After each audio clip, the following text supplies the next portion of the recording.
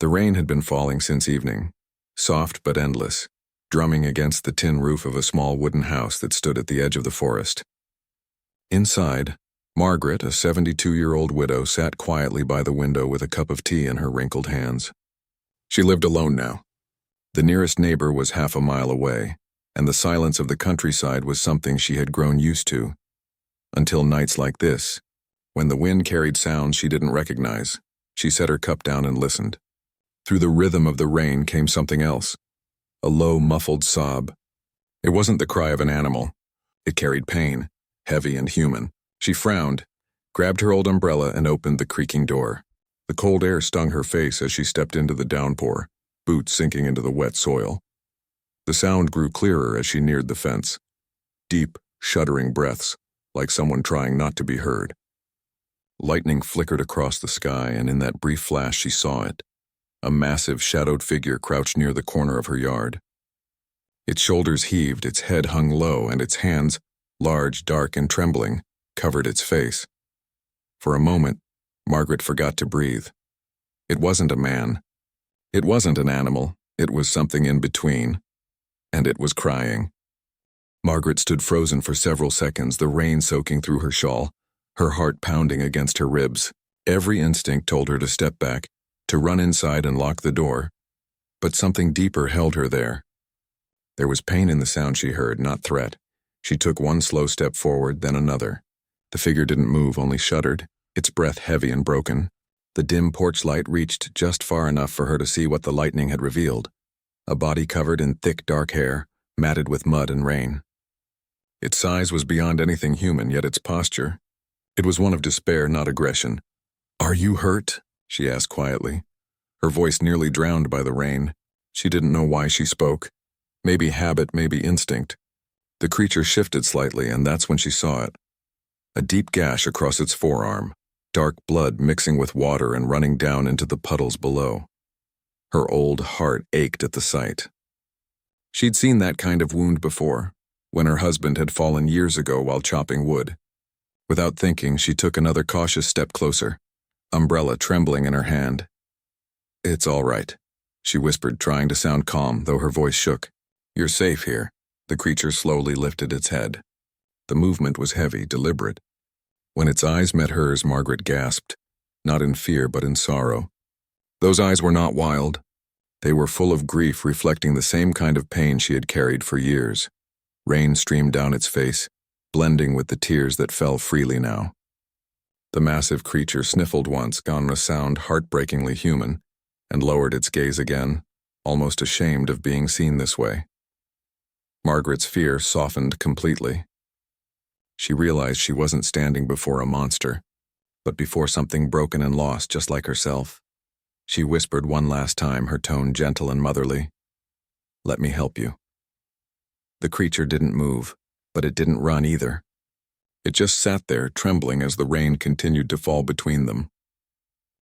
For a long moment, they simply stood there, an old woman and a wounded giant beneath the unrelenting rain. Margaret's mind raced with disbelief, yet her heart overruled every thought. She didn't know what this creature was, where it came from, or if anyone would ever believe what she was seeing. But she could see pain, and that was enough. She looked toward her old barn, barely 20 yards away, and a place she hadn't used in years except to store tools and hay. "Come," she said softly, motioning toward it. "You can't stay out here." The creature didn't move at first. Its eyes flickered between her and the darkened forest behind them, torn between fear and trust. Margaret took a careful step back toward the barn, lifting the lantern she'd grabbed on her way out. The warm light flickered against the rain, casting a path between them. After a long hesitation, it rose slowly, towering over her, its breath heavy, its movements labored. The sound of its footsteps in the mud was deep and steady, shaking the ground faintly as it followed her.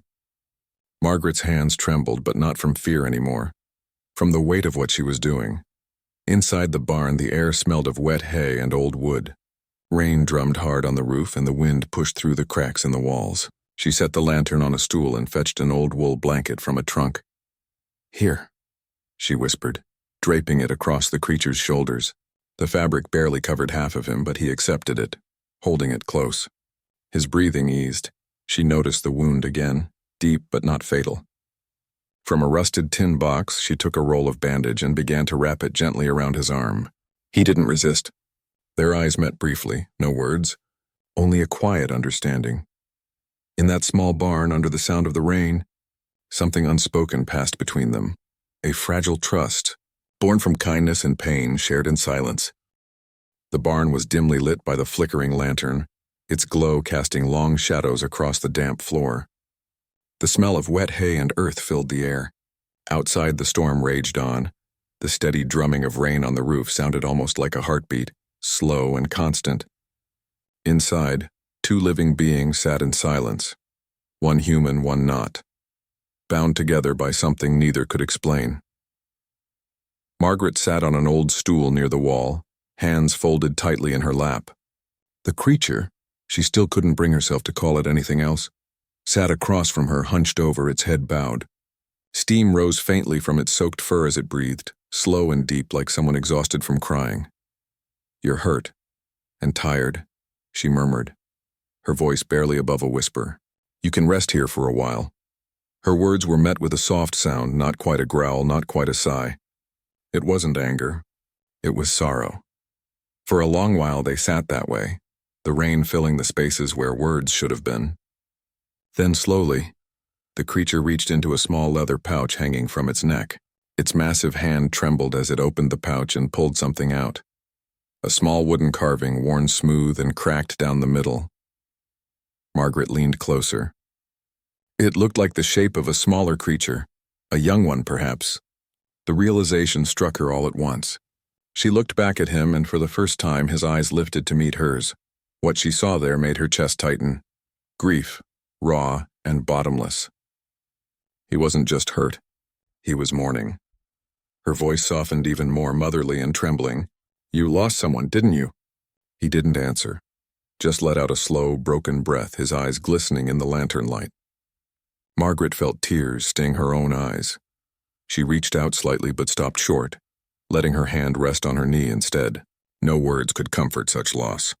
So she stayed there, watching the rise and fall of his chest, hearing the rain, sharing his silence. Two souls grieving under one roof, strangers who somehow understood each other completely. The rain outside softened to a steady whisper, the angry drumming now a gentle rhythm against the barn roof. The air felt warmer, calmer. Margaret sat quietly, watching the creature cradle the broken wooden carving in his hands, as carefully as a mother would hold a child. The sight tore through her heart. For years, she had lived in this house alone, surrounded by silence and fading photographs. Her husband, Harold, had passed away a decade ago, taken by a heart attack one winter morning. Their son, David, had died even earlier. A car accident on a road slick with rain not unlike this one. Since then, every storm reminded her of loss, of waiting for someone who would never come home. Now, sitting across from this strange being, she felt that ache stir again, but not in loneliness, in understanding. Without speaking, she reached for the small tin box beside her, the one she kept her keepsakes in. From it, she pulled a locket. Inside was a faded picture of her husband and son, smiling in front of the old house. She didn't show it to the creature at first, just held it open in her lap, tears quietly slipping down her cheeks. When she finally lifted her eyes, he was watching her, not curious, but knowing. Slowly, she turned the locket toward him. His gaze lingered on it, then on her face. No words, no sound, just silence heavy with recognition. Margaret hesitated, then did something she hadn't done in years. She reached out and laid her frail hand on his massive arm. His skin beneath the thick fur was warm and trembling slightly. For a moment he stiffened, then relaxed, letting her hand remain. She didn't speak. She didn't need to. In her mind, a simple thought echoed like prayer. Pain speaks no language. It doesn't need to. The lantern's flame flickered and the rain began to ease. Together they sat in the quiet barn. Two souls scarred by loss, finding comfort not in words but in presence. Outside, the night slowly gave way to dawn, and for the first time in years, Margaret didn't feel alone. The soft light of dawn crept through the cracks in the barn walls, painting thin golden lines across the hay. The storm had passed. The air was cool and damp, carrying the smell of wet earth and pine. Margaret stirred from her uneasy sleep, her old blanket pulled tight around her shoulders. For a moment she wondered if it had all been a dream, the rain, the creature, the silent grief they had shared. But then she heard it. A low, steady rustling just outside the barn. She rose slowly, joints stiff from the cold floor, and stepped toward the door. Through the morning mist she saw him, the same massive figure now crouched by her old wooden fence. He wasn't trying to leave. He was repairing it. With surprising gentleness he lifted the fallen planks, pressing them back into place, using rough stones to hold them firm. It was as though he wanted to fix what he had broken, to leave things better than he found them. Margaret stood quietly, watching him work. Then she went back inside and returned with a small loaf of bread and 2 apples, all she had left in her pantry. She held them out in both hands, offering them without a word. The creature paused, then stepped closer. His movements were cautious, respectful. He accepted the food and gave a soft, low grunt, not threatening, but almost like a thank you. For a moment their eyes met again. The sadness was still there, but so was peace. A quiet acceptance that life in its strange way goes on. Margaret smiled faintly. In that moment it didn't matter what he was. All she saw was a soul trying to heal just like hers. The morning mist thickened as the sun began to climb, wrapping the fields in a pale silver glow. The world felt still, the kind of quiet that comes only after a long, heavy storm. Margaret stood by the barn door, her shawl wrapped tight around her, watching the creature finish his quiet work near the fence. He turned once, as if to take in the world around him, the forest beyond the field, the wet earth beneath his feet, and the small farmhouse that had sheltered him for one long night. Something in his posture had changed. The grief in his shoulders was still there, but lighter now, as though he had left part of it behind in that barn. Margaret felt it before she saw it, the moment of goodbye. He looked toward the dark line of trees, then back at her. His eyes lingered for several seconds, filled with a soft sadness that needed no words. She wanted to say something, to ask him to stay, to at least come back someday, but the words wouldn't form. Her throat tightened, and all she could do was nod. He took a slow step toward her, his massive frame casting a shadow across the muddy ground. Margaret didn't move. When he reached her, he paused, towering, silent, then lifted one enormous hand and rested it gently on her shoulder. The touch was surprisingly tender, careful, and full of gratitude. Tears welled in her eyes. She reached up, her small hand brushing the thick fur on his arm. "You'll be all right," she whispered, her voice trembling. "You'll be all right." He released her, turned, and began walking toward the forest. His steps were heavy but calm, fading into the mist. Before he disappeared completely, he stopped near her porch and set something on the ground.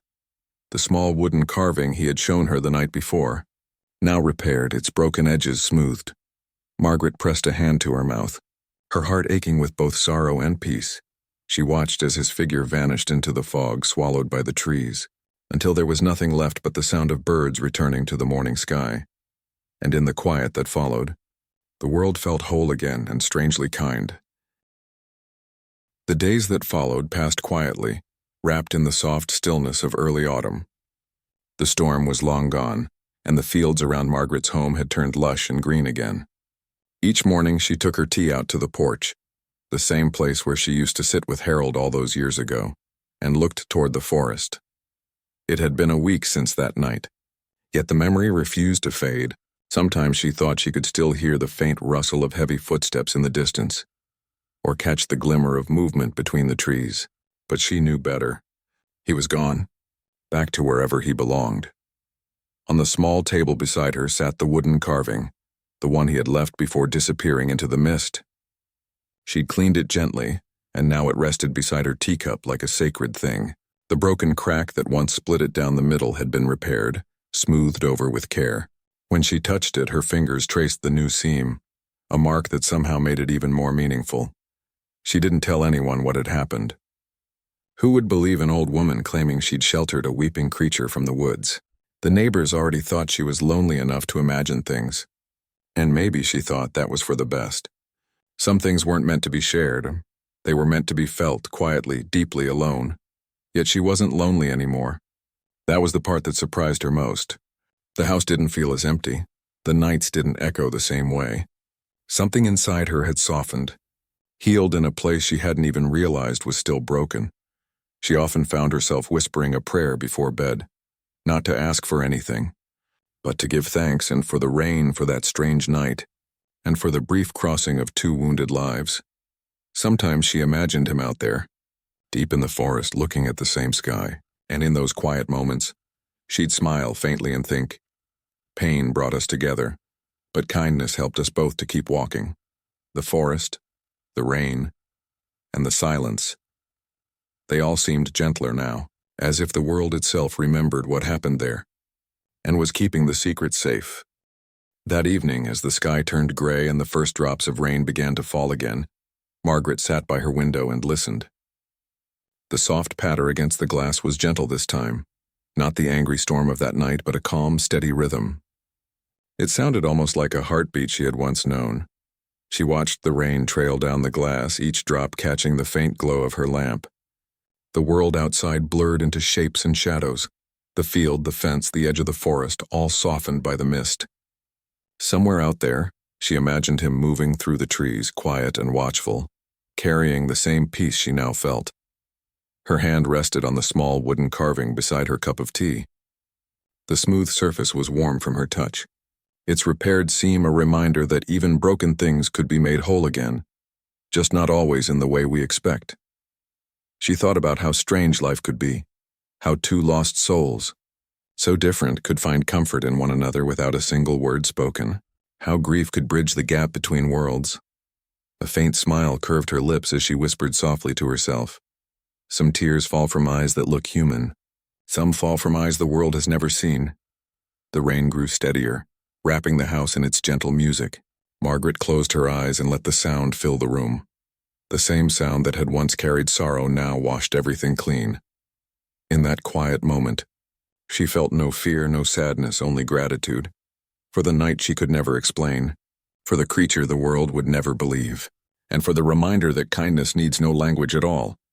Outside, the rain kept falling, soft, endless, forgiving, as if the earth itself was remembering too.